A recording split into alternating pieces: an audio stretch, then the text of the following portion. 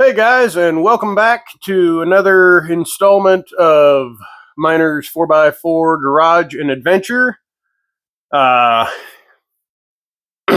Mind you that we haven't done a whole lot of 4x4 yet, but we're getting there. I've got part of a little project here in front of me. You may remember the other day I was working on this template. I cut these out off camera. Because with the sound equipment that I have, that would just be horribly obnoxious listening to that, especially cutting it out on metal, which you can see I have done here. So after I cut this out of the wood, I realized that I shouldn't have, because it wasn't so much, I can see where my gauges are going to land on my template. And then when I transferred it onto the wood and traced it all out in the circles and everything, I don't know if you can see, but there's like two circles, the inner and outer ring, that's the diameter of the gauge, and then the full diameter with the trim bezel on it. And it occurred to me that as long as I knew where the gauges were going to land, it didn't really matter. And it was more important that I had on my cardboard here, if you remember the video that I tried to do math on YouTube, that the more important measurements were, as far as transferring it onto a piece of aluminum, were the center points. Because if I were to cut out on my circles and then transfer that onto the aluminum, then I'd trace out a bunch of circles, and then I'd have to go and find the center of the circles when I've already got it here on my cardboard assisted drawing. So we are going to, I think my chair shrunk. I need to get a new shop chair. Some of you may have noticed a couple times, like when I've gotten up, this one's pretty shredded. But it serves the purpose for now, so I keep it.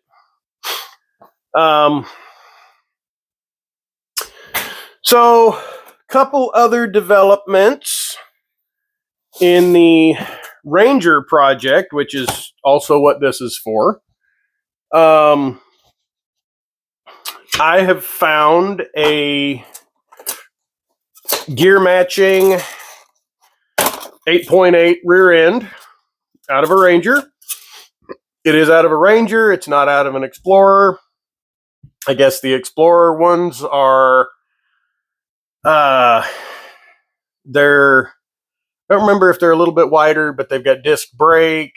They're more upgraded bolt-on. I mean, the 8.8 is an upgrade from the 7.5 just in and of itself. But I will eventually, switch it out for disc brake and stuff like that. But it's not, I'm not too terribly worried about it right now. We'll get it bolted under the truck. We'll, get everything hooked up and go from there. But I did find an 8.8 for it, so I'm pretty excited about that. It was really just kind of a happy accident. A friend of mine had it, and he didn't bother saying anything to me because, and mind you, I have been a little all over the place on this project, just because I'm trying to do it in a budget-friendly way, so I'm trying to work with what I've got. Well, at the time, I had a full size. Well, actually, I still have it, and I may cut it down and use it, or I may not. A full size Dana 44 out of a 76 half-ton Ford, which of course is the 5x5.5 lug pattern, and the Ranger is the 5x4.5. So, and of course, there's adapters in there. There's stuff like that. But then you end up with weird the rear's wider than the front, or you got to cut your lug nuts down to almost nothing to get them to match. Or anyway, so he didn't say anything to me because he was under the impression that I was looking for a 9-inch to match the 44. Well, there's a considerable amount of, not a considerable amount, but there's some fab work that goes into putting full-size axles on. Well, the front's fairly extensive, but the rear, you basically weld your perches on, put it on, center it up, figure out your U-joint, drive shaft, all that. Boy, that sounds so much easier when you say it like that. So, anyway, look at that. So I noticed that he listed that up. This is definitely not a road sign.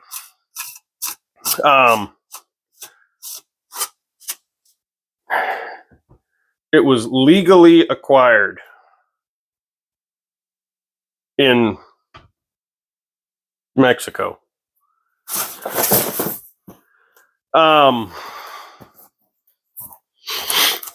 So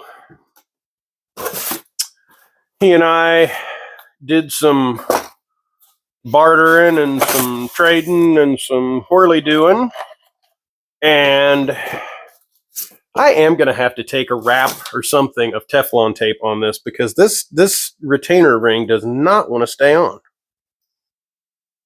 Huh.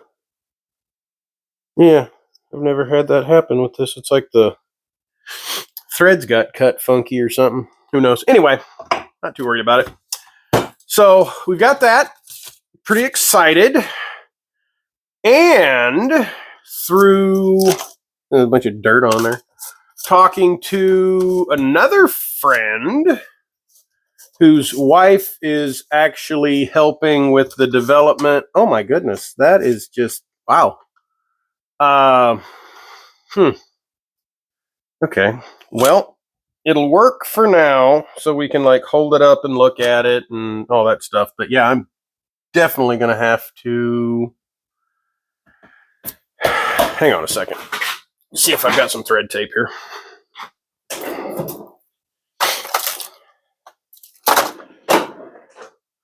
So anyway, through a friend whose wife is helping develop the logo for the channel, I am acquiring an engine. And I'm not going to tell you what it is yet, just, in case it doesn't go through or in case it turns out to not be a good engine or whatever. I really don't have any concerns. He said it's a good, running, driving truck. So, if it needs a little bit of work, it is what it is, whatever. But that is going to kind of change the direction of the Ranger's build, and it's going to both complicate and simplify what we've got going on, because it's going to simplify our transmission issue, because before I was looking at possibly having a custom bell housing made to mate an MP435 transmission to that 2.3, which, if you know anything about engines or transmissions, you know that they don't conventionally mate to one another. There we go. It just needed a little bit of thread tape. That's not a problem. Okay. So that guy's in there nice and straight. That guy's in there nice and straight. Damn, this looks good. That looks amazing. That looks so cool. Look at that. I mean, you really can't see it from way over there, but yeah, look at that. That looks so neat. It's going to be backlit. And eventually, I'm going to... eventually, what I want to do is get a piece of aluminum custom cut that, like, replaces the dash bezel cluster panel thingy, whatever. But for now, what I'm going to do is I'm going to use the existing one, and I'm just going to cut out a section, leave a little bit of a flange so the screws can catch, and then just put this in place of the existing gauge cluster. Just for sake of being able to get wiring done and all that stuff. So anyway, it's going to simplify the transmission because we will then be able to just use a pre-existing setup and not have to do a whole bunch of crazy custom stuff. It is going to complicate the project because the engine perches are wrong, the radiator's wrong, the all kinds of stuff at that point is wrong for the prospective engine. Some of you have already figured out at least what I'm talking about, maybe not the cubic inches, but you've probably got a good idea. It's a relatively common swap. I wasn't going to go that route because, like I said, I wanted to keep it budget. But I ended up with this. Hopefully, I'm ending up with this for a reasonable amount of money. Possibly no amount of money, which I like even more. So it's still within criteria. I do like that it's going to be easier to mate my transmission to it, because I would like to do the MP435 and the 205 transfer case, which would have been a... Sorry, I've still got some snivelleeth. Which would have been a factory setup in some of the trucks. That particular engine, that transmission, and that transfer case. My concern is that it might be a little bit too long, in which case I believe I can get through, I don't remember if it's Transdapt, or I think it might actually be through Atlas, can get I believe a shortened bell housing and a shortened tail shaft, I think. I know I can get the shortened tail shaft and coupler, adapter, transfer case adapter, whatever. But I'm not sure about the bell housing. I think we may still end up having to go custom on the bell housing if we need to scrunch it up. But I really like the concept for the nature of where this truck is going. I really like the idea of having that MP435 transmission in there because we can, in first gear, I don't remember what the gear ratio is, but that first gear is low. So even with the factory 373s in the truck, that first gear is going to be stupid low. And then, we eventually go on to put 410s or, even 513s or whatever. I'm not too worried about this thing's performance on the highway. If I can drive it into town at 40 miles an hour and not die, that's a success. My main thing is its off-road capability, because I'm kind of to a point where my Jeep, and some people call me a sissy, mall crawler or whatever, and it doesn't have all the bolt-on add-ons. It's got a little bit of lift, but it's not. It's still of a build that it's not completely like off-road, outrigged, and just not used off-road. Like, I put a winch on it. I may take the winch off and put it on the Ranger. It's a Badlands 12,000 pound. So I don't have some $3,000 worn winch. But let's get back to putting our little gauge cluster together here. But at any rate, talking about the transmission. Oh, that is part of that one. I really like the idea of having that super, super low first gear, basically just right out of the box. Because with the MP 435 and the T19, I want to say there was one more that was. Oh, that is really tight. Can we just push it? Or should we take it out? Yeah, that is snug. Oh boy, I think I might have pushed a little too hard. Oh boy.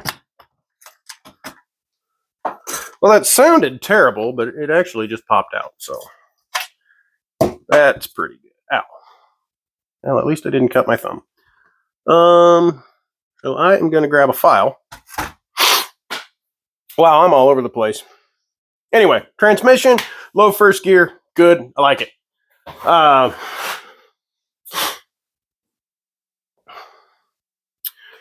So that's kind of where I'm at. It's forward progress. Don't have a ton of money to throw at this at the moment.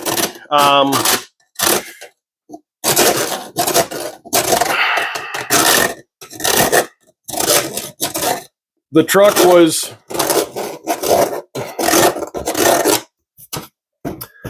was obtained pretty affordably. So I'm just kind of trying to keep it that way. And I do understand that there are going to be aspects of the project that are going to cost substantially more. Especially when we get into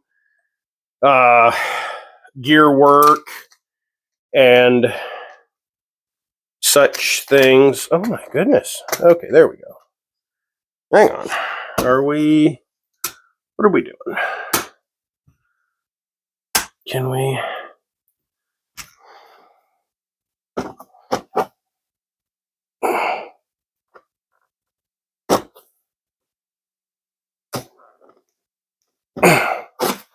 Dang.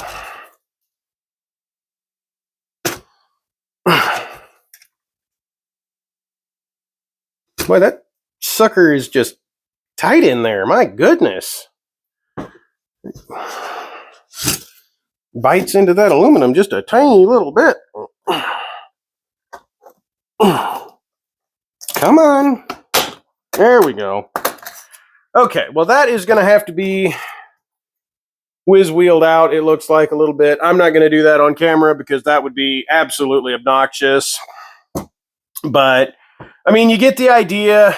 It's coming together. It's looking really good. I didn't go for any kind of pattern here in the brushing. I just kind of took a whiz wheel and or a Scotch-Brite pad or whatever you want to call it, and I just kind of took the oxidization off. Didn't do a real good job up here, but it really wasn't that bad.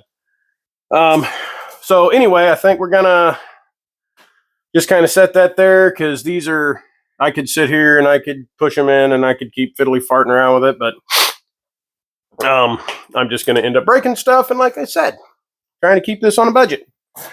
Broken parts don't save money. So yeah, the nature of what I wanted to get on here and say, I kind of wanted to get this done, but whatever, that'll happen off camera, or I'll finish it up in another video, sit here and fiddly fart with it while I'm blathering on about something. But the 8.8 is good progress, and I have that. That is, I'm telling you what it is because I actually have it. It's a good rear end. It's It's the same gearing as the truck. Like I said, they're 373s, so it is what it is.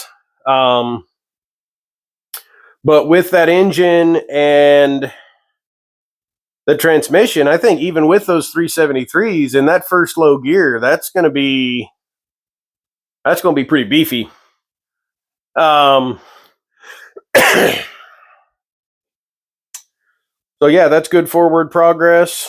I'm hoping that engine pans out. I'm hoping it's a good runner. Look into the parts and pieces needed to get that set up. I do have some motor mounts and some stuff out of some other trucks that I've had in the past that might work. I don't know how specific they are, or maybe I can use the tower and like change how it attaches to the frame or something. But February. February, I've already talked to a friend of mine, and he has wired some projects for me in the past, and he does spectacular work. He does absolutely amazing work. He took the harness. We originally put it in a 79 long bed, half ton Ford.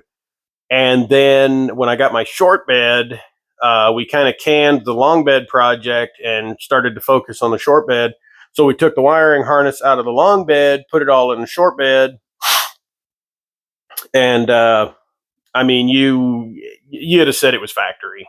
Other than the MSD box, and you would have said it was factory. It was just absolutely beautiful.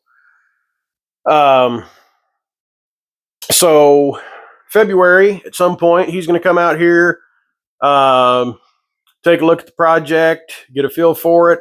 I've got a harness. I just bought I don't know. I bought way more than I need.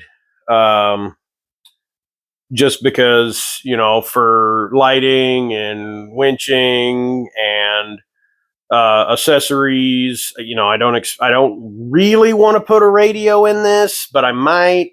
I've been looking at some overhead units that are I think they're actually for like side by sides, but they look pretty cool. I think something like that could be installed relatively easily, or just even get one of those little stubby radios that doesn't have the capability of playing a CD. Basically, it's just AM FM radio, and then it's got like a USB port, aux port, stuff like that, Bluetooth. I may do something like that. That wouldn't be too hard to cut out a hole for one of those. So yeah, he's going to come out, and we're going to get a feel for where we're going with the wiring and get it all stripped out. That's why I kind of want to have the gauge cluster in place. I'm debating on whether or not I want to do an MSD box. I'm thinking about putting a 6AL in it just to, I don't know. It's not a race application. I've run them in the past. I feel like they're a lot more reliable than the DuraSpark and the DuraSpark 2 systems. It gets it over to HEI. I know some Ford purists out there are probably rolling over in their grave right now, and that's fine. That's cool. There's some things that I won't alter, but if somebody else made it better, then I'm going to use theirs. So anyway, I think I'm going to go on ahead and hop off. I've probably repeated myself 12,000 times here. Again, if you like the content, if you like the direction this is going, this is going slow. I know. I'm doing what I can with what I've got. I haven't been doing a lot of workout in the shop recently because today in the morning I'm pretty sure the temperature was in the teens, and my delicate little fingers are just too sensitive for that cold temperature. So yeah. may get an oil change video or a radiator swap or something like that, but we're not going to be digging into head gaskets and real knuckle busting stuff. So anyway, if you like the content, if you like the direction this is going, if you like Ford Rangers, if you like fat hairy men, like, follow, subscribe, jump up and down, spin around in circles, don't eat glue. Have a good one, guys. Bye.